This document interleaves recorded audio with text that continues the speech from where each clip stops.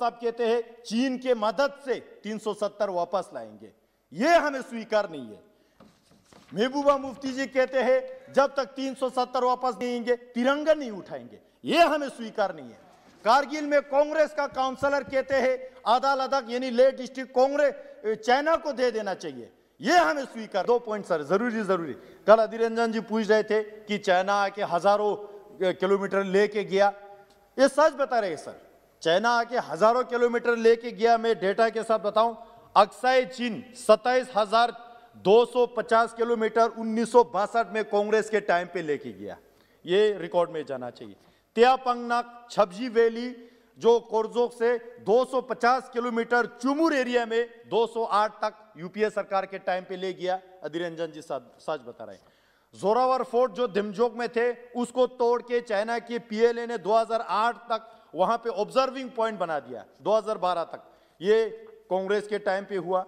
उसी तरह धूमचेले जो एंशिएंट ट्रेड पॉइंट है 2008 से 9 तक वो भी ले गया, तब सरकार में कौन थे? कांग्रेस थे। लेकिन आज मैं मोदी जी को धन्यवाद देना चाहता हूं जो देश के सुरक्षा केवल प्रधान सेवक ही नहीं बल्कि प्रधान रक्षक बन के जो है देश के सीमा को इतने मजबूत करके 10-20 गुना इंडियन आर्मी उधर तैनात करके देश के सीमा को इतना मजबूत किया। इसलिए मैं बताना चाहता हूं सर, आजादी के कभी शाम नहीं होने देंगे, शहीदों की कुर्बानी बदनाम नहीं होने देंगे, बची हो जो एक बूंद भी लहू की तब तक भारत माता का अंचल कांग्रेस की तरह नीलाम होने नहीं देंगे।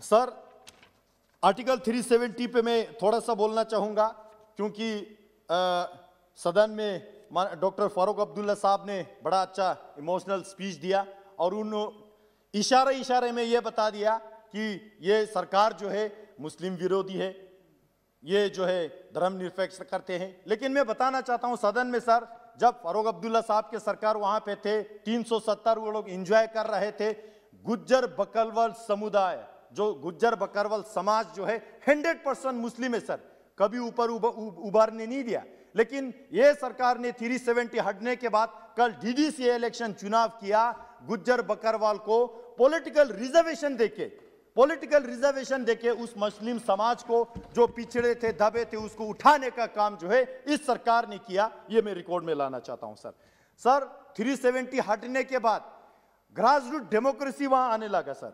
वहां पे जो है डीडीसी इलेक्शन हुआ, वहां पे ब्लॉक डेवलपमेंट काउंसिल का चुनाव हुआ, वहां पे जो है आज केवल 87 एमएलए का इलेक्शन नहीं, 40,000 से ज्यादा पंच एंड सरपंच इलेक्टेड है इस सरकार के दौरान, 3,000 से ज्यादा ब्लॉक डेवलपमेंट काउंसिल का चेयरमैन इलेक्टेड है, 280 से ज्यादा डीडीसी का मेंबर जो है वहां पे। और इतना जितना भी चुनाव हुआ उसमें एक बंदूक नहीं चले, एक चिड़िया के जान तक नहीं गया। वाजपेयी साहब कहते थे जमहूरियत, कश्मीरियत और इंसानियत, इससे बढ़िया जमहूरियत हमें क्या चाहिए। जो डिस्ट्रिक्ट जो है टेररिस्ट के लिए माना जाते हैं, मैं नाम नहीं लूंगा बुरा लगेगा, उन डिस्ट्रिक्ट्स में इस बार 60% 70% वोट होने लगा। 70-80 साल के बुजुर्ग जो है खुद चल के वोट डालने के लिए आया, जो पिछले 30 साल तक वोट डालने के लिए नहीं आया सर। तो इससे ज्यादा जमहूरियत क्या चाहिए।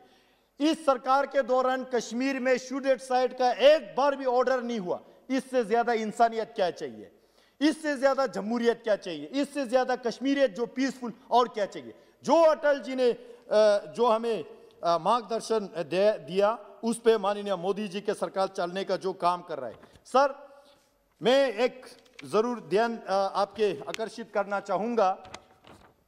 जो आज फारूक साहब ने यहां पे कहा कि ये सरकार मुस्लिम को नहीं पसंद करता है, ऐसा नहीं है सर। ये